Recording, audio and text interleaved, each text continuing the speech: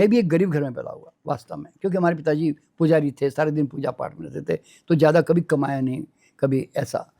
तो उस घर में पैदा होने के पीछे भी मेरे रीजंस थे, क्योंकि मैं पिछले जन्म में भी बाबा था, एक प्रकार का साधु था, आश्रम था मेरा।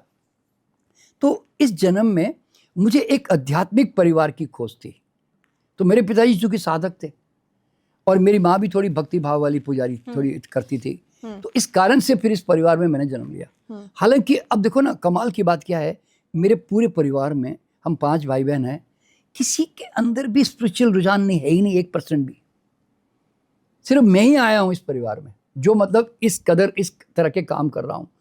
तो नहीं तो मेरा भाई भी बड़ा ऑर्डिनरी जीवन जी गया, मेरी बहनें सब ऑर्डिनरी जीवन जी गई सब। तो कारण क्या होता है, अब एक ही परिवार है और एक ही परिवार में मैं क्यों अलग निकल गया, ऐसा होता है ना।